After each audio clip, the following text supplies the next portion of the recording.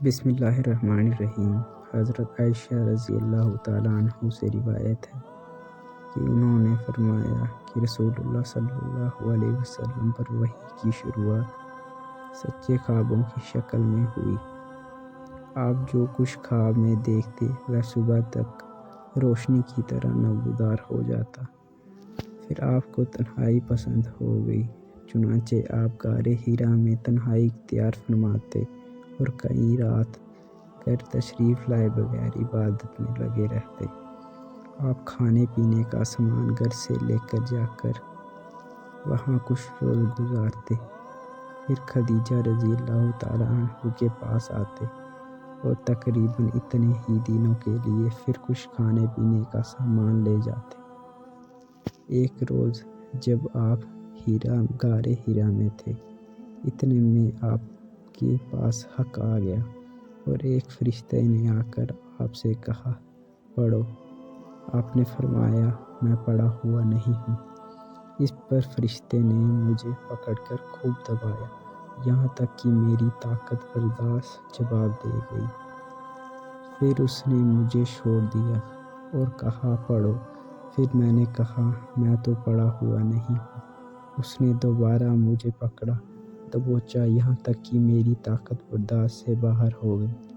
پھر چھوڑ دیا، کہا، پڑھو۔ میں نے پھر کہا کہ میں پڑھا ہوا نہیں ہوں۔ اس نے تیسری بار مجھے پکڑ کر دبایا، پھر چھوڑ کر کہا، پڑھو رب کے نام سے جس نے پیدا کیا، جس نے انسان کو خون کے لوتھڑے سے پیدا کیا، اور تمہارا رب تو نہایت کریم ہے۔ رسول اللہ صلی اللہ علیہ وسلم ان آیتوں کو لے کر واپس آئے اور آپ کا دل دھڑک رہا تھا، چنانچہ آپ اپنی بیوی خدیجہ رضی اللہ تعالیٰ عنہ کے پاس تشریف لائے اور فرمایا، مجھے چادر اڑا دو، مجھے چادر اڑا دو۔ انہوں نے آپ کو چادر اڑا دی، یہاں تک کہ ڈر کی حالت ختم ہو گئی۔ پھر آپ نے خدیجہ رضی اللہ تعالیٰ عنہ کو قصہ کی خبر دیتے ہوئے فرمایا، مجھے اپنی جان کا ڈر ہے۔ خدیجہ رضی اللہ تعالیٰ عنہ نے کہا، بالکل نہیں، اللہ کی قسم، اللہ تعالیٰ آپ کو کبھی ذلیل نہیں کرے گا۔ آپ فرشتے جوڑتے ہیں، کمزوروں کا بوجھ اٹھاتے ہیں، فقیروں و محتاجوں کو کما کر دیتے ہیں، مہمانوں کی خاطرداری کرتے ہیں اور حق کے سلسلے میں پیش آنے والی تکلیف میں مدد کرتے ہیں۔ پھر خدیجہ رضی اللہ تعالیٰ عنہ نے رسول اللہ صلی اللہ علیہ وسلم کو ساتھ لے کر اپنے چچا زاد بھائی برقہ بن نوفل بن اسد بن عبداللہ اضحیٰ کے پاس آئی۔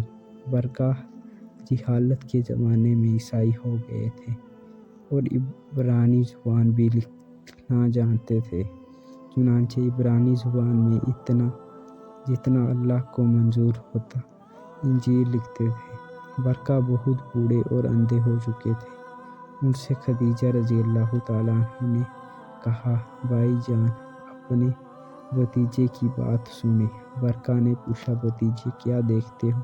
رسول اللہ صلی اللہ علیہ وسلم نے جو کچھ دیکھا تھا وہ بیان کر دیا۔ اس پر برقہ نے آپ سے کہا، یہ تو وہی ناموس فرشتہ ہے جسے اللہ نے موسیٰ علیہ السلام پر نازل فرمایا تھا۔